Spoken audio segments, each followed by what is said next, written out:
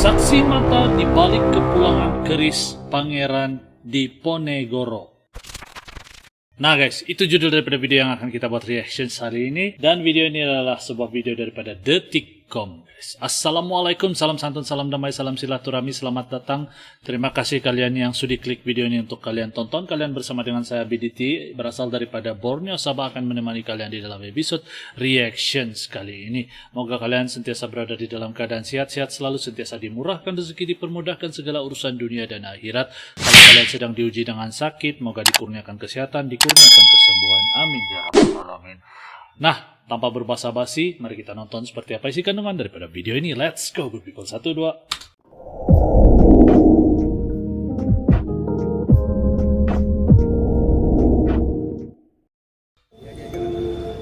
Nah guys, Ponegoro, ini di mana guys? In the years immediately after the proclamation, Keris Ponegoro. Ini kan yang kembali nih keris ini. Maka ini saya menyebutnya Nogorojo. Apa Nogorojo? Ini sejarah juga nih guys. Saksi mata setelah 189 tahun. Gila. Pangeran Diponegoro adalah pahlawan di antara pahlawan. Pahlawan di antara pahlawan. Sosoknya begitu disegani hingga ke negeri Belanda. Kerisnya pun masih menjadi pembicaraan hangat. Dikembalikan setelah sekian ratus tahun lamanya. 189 tahun baru dikembalikan guys. Gila Tempo masang panjang tuh. Link asli akan saya letak di description box di bawah guys. Kita dukung bareng channel yang saya react ini guys. Pastikan kalian simak nanti. Ini kan yang kembali nih keris ini. Nah, Lihat, ini ada badannya. ini Maka keris. saya menyebutnya Apa nama keris? Nogorojo. Nogorojo. Nah, Keris kalau mau Nogorojo. melihat dia itu Nogorojo atau Nogosostro, dilihat mahkotanya ini. Ini mahkotanya tuh lancip. Lancip. Nah, Cantik kok ini keris. menurut kami karena lancip ini itu artinya Nogorojo. Jadi keris ini adalah untuk sultan. Ini lihat badannya itu masih kelihatan utuh. Nah, ini juga menurut saya ada keanehan antara hulu keris yang bergaya Jogja dengan warangka keris yang bergaya ladrang Surakarta. Wih, unik nih keris nih guys. Wih, macam bentuk. Kalau kita lihat, ini yang disebut sebagai keris Nogo Siluman. Nogo Siluman. Naga. Nogo Siluman itu, ini lihat, Macam mulut naga. badannya itu menghilang di sini. Nah, ini menurut saya inilah kemungkinan yang disebut sebagai Nogo Siluman kerisnya Pangeran Diponegoro. Ya masih ada di Belanda barang. Nah, ini cocok sama. Jadi dapurnya Nogo Siluman Look 13, warangka dan hulunya gayanya Yogyakarta. Ini kami lihat waktu itu. Dia melihat sendiri. Iya. Oke. Bunyi dia pun mistis juga nih. Dengar-dengar kalau keris itu kan ada kekuatan mistis dia kan tersendiri. Entah betul entah tidak. Apalagi yang punya keris ini adalah pahlawan di antara Ini pahlawan. satu kabar gembira, ya, tapi ada udang di balik batu sebab pasti keris didapatkan untuk memberi angin segar kepada salah satu kunjungan yang agak langka sekali. Setahu saya, Queen Juliana dan Prince Bernhard datang ke sini bulan Oktober 77. Tapi selama Indonesia menjadi Hindia Belanda, sama sekali tidak ada kunjungan dari raja ke sini, ya. Dan juga didahului dengan salah satu rombongan yang cukup besar dari Baru saya tahu ya. menteri. Ada 3 menteri yang datang ke sini. Satu menteri dari pengairan, satu menteri dari perdagangan, dan satu menteri dari perawatan medis. Ya. Jadi Belanda sedang mengincar dan sudah ditekan salah satu perjanjian untuk 16 miliar dolar. Untuk 16 miliar dolar. Gila guys. Bukan bukan sedikit tuh. 16 miliar betul. Diponegoro adalah pahlawan nasional nomor wahid ya, salah satu orang papan atas. Jadi salah satu benda kepunyaan beliau sangat berharga. Sebenarnya bagi saya itu bukan keris yang utama ya, tapi kita tidak usah bicarakan itu di sini. Terselubung di dalam sejarah dari Diponegoro adalah salah satu pengkhianatan. Pengkhianatan adalah bahwa Belanda bertemu pada awal dengan Diponegoro pada 16 Februari 1830 di Banyumas, di Karanganyar, di Remo Kemal. Dan yang ditugaskan untuk menjadi perantaraan negosiator untuk Belanda adalah seorang kolonel, Jan Baptist Clarence, teman baik dari Raja Willem II, dan dia ditugaskan untuk meyakinkan Diponegoro untuk datang ke Magelang, markas militer Belanda, untuk menghadap dan bertemu dengan de Kock, panglima besar dari tentara Belanda. Dan tentu saja di dalam pertemuan ini ada semacam janji lisan bahwa Diponegoro bisa dengan leluasa datang ke Magelang dengan keyakinan bahwa seumpamanya negosiasi tidak diperkenankan di hati, dia bisa dengan leluasa pulang ke Banyumas lagi. Ya. Dan ternyata Diponegoro dikhianati di Magelang. Dikhianati di Magelang. Jadi Belanda mengingkar janji, dan hanya 7 tahun sesudah Diponegoro diasingkan ke Sulawesi dan dia ditahan di Fort Rotterdam di Makassar, datang seorang ini kisah pangeran pahlawan muda dari Belanda, Prince Hendrik, 16 tahun. Dan sesudah itu dia catat di dalam dagbook, di dalam buku harian. Hari ini saya bertemu dengan tahanan politik kami yang tak bahagia. Diponegoro di 2 kamar yang panas dan menyedihkan di Fort Rotterdam.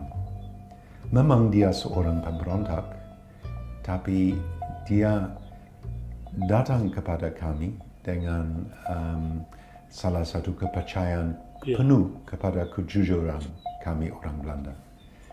Dan saya merasa bahwa apa yang terjadi di Magelang adalah satu aib di atas pamor kami orang Belanda sebagai orang yang menepati janji. Memang dia ditangkap di atas perintah de Kock, dan perintah de Kock membuat bahwa kita bisa mengakhiri perang yang menelan begitu banyak korban, dan juga memperoleh semua Pulau Jawa dengan semua kekayaan dari Pulau Jawa. Tapi menurut hemat saya, menurut pandangan saya, ini akan membuat salah satu kerusakan besar di dalam moral kami orang Belanda. Sebab nanti kelak seumpamanya kita punya perang lagi, bukan hanya di Jawa tapi di semua Nusantara, tidak akan ada salah satu petinggi pribumi yang akan percaya penuh kepada kami. Dan dalam situasi begini, atau kita orang Belanda akan menang telak, atau orang pribumi akan menang telak. Tidak akan ada jalan pertengahannya. Sangat genting. Dan sangat genting. Dan ramalan dari Prince Hendrik, notabene hanya 16 tahun, di dalam dagbook, di dalam surat kepada ayah, waktu itu Putra Mahkota, sesudah 3 tahun sesudahnya menjadi raja, juga menggaris bawahi bahwa sebenarnya tingkah laku Belanda terhadap Diponegoro sangat kurang adil dan merupakan satu aib di atas pamor Belanda. Nah, kembali kepada keris Nogo Siluman, ini adalah keris ageman atau pegangan dari Pangeran Diponegoro. Ya, cuma dia bisa sampai di Belanda, guys. Ketika kemarin saya mendapatkan juga berita, tentu awalnya kita apresiasi, ya sekarang pun kita apresiasi usaha itu.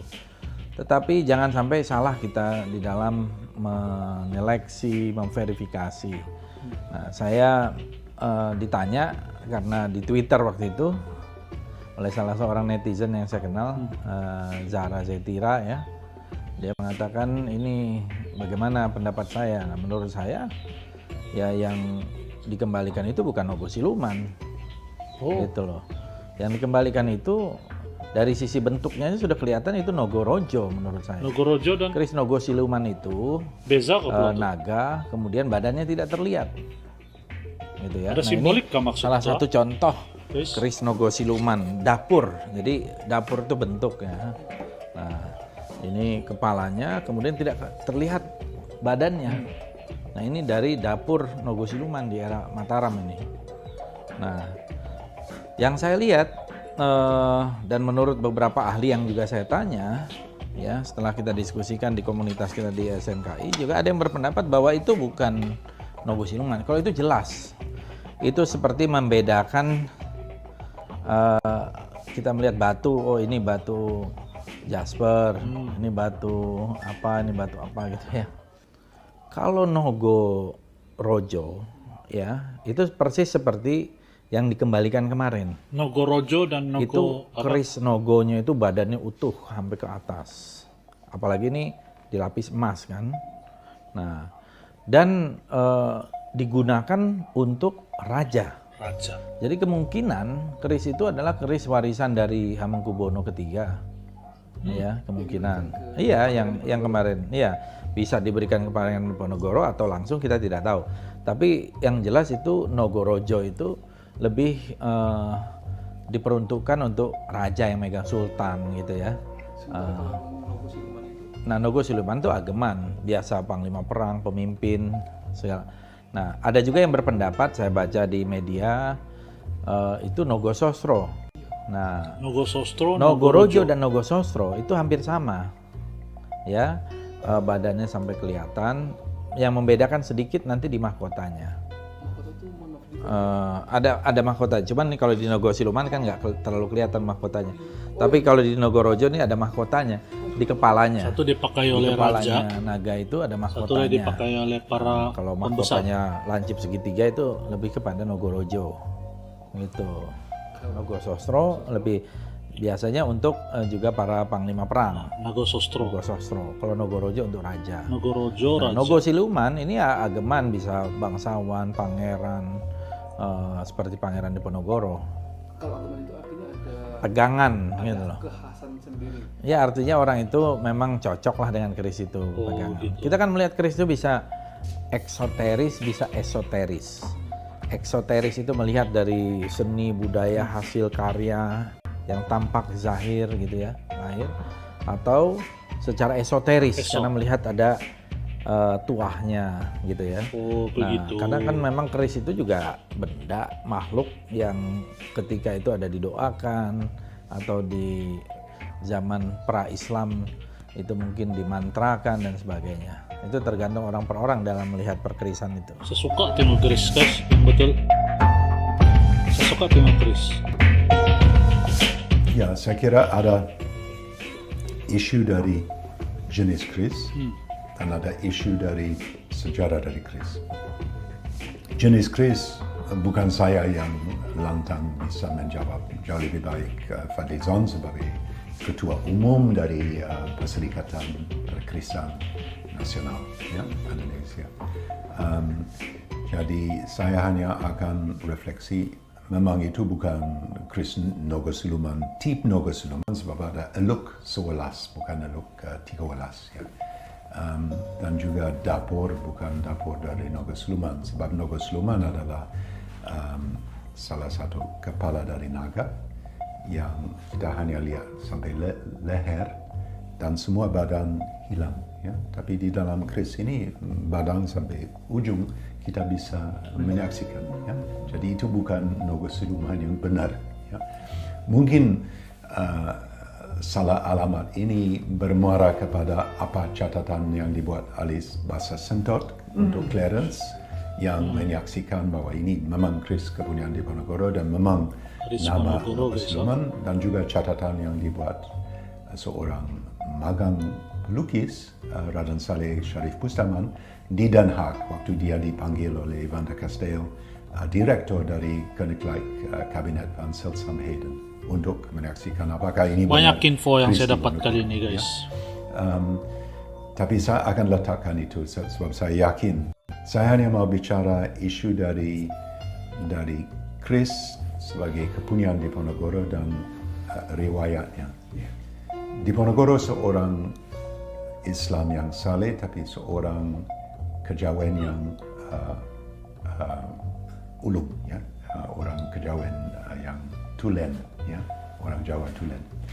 Jadi dia sangat gemar keris, dan salah satu akibat pisah dengan Kiai Mojo adalah bahwa dia terlalu menikmati dan terlalu suka keris, memperhatikan isu-isu benda yang menurut Kiai Mojo ajaib atau haji-haji yang syirik. Syirik. Tapi Diponegoro punya banyak benda dan kita bisa baca dengan catatan dari yang dibuat sesudah dia ditangkap. Ya, ada kira-kira 12 keris dan tombak 12 keris yang dibagi antara anak dan keluarga dekat beliau, ya, putri dan putra, ya. Dan dia sendiri punya keris Kanjeng Kiai Bondoyodo yang dibuat dari peleburan dari 3 benda, Kanjeng Kiai Abijoyo, Cundrik, Saratomo, dan tombak Baru Tubo, ya. Dan dia bawa ini ke pengasingan dan dikuburkan dengan dia. Di 1.100 folio dari Babat Diponegoro, catatan yang dibuat Belanda mengenai membagi benda pusaka Diponegoro tidak disebutkan Kanjeng Kiai Nogosuluman. Jadi menurut saya itu mungkin ada benda berharga dan satu keris yang bagus, tapi itu diberi oleh Diponegoro kepada Clarence sebagai jaminan dari 2 pria yang punya janji persepakatan di Rama Kamal. Dan sesudah itu janji dikhianati, keris dikirim, dan sebagai seorang Nogosuluman raib dari kasat mata, ya. Keris Pangeran Diponegoro begitu dicari-cari, menjadi saksi bisu sejarah perjuangan. Juga tersimpan kisah pengkhianatan, memiliki simbol dan makna filosofi tersendiri. Oke, baik guys, jadi demikian video yang baru kita nonton bareng guys. Siapa sangka guys, di sebalik keris itu terdapat sebuah kisah pengkhianatan Belanda kepada Indonesia guys, di mana mereka sudah sepakat tetapi akhirnya dikhianat oleh Belanda. Nah, itu yang saya paham lah guys. Dan terdapat juga pula beda-beda kalau keris guys, ada yang dipakai oleh pembesar, dipakai oleh raja, dan juga pahlawan, dan juga bangsawan. Nah, jadi baru saya tahu ada jenis-jenis keris yang gitu guys. Jadi video ini sangat mengedukasi saya. Banyak info baru yang saya dapat daripada video ini. Bagaimana pendapat kalian? Silahkan komen di ruangan komen di bawah. Dan saya rasa sampai di sini saja video saya pada kali ini. Terima kasih kalian yang sudah klik, sudah menonton. Sampai di sini saja. Kita akan jumpa lagi di video yang akan datang. Salam santun, salam damai, dan salam silaturahmi. Assalamualaikum, salam Nusantara.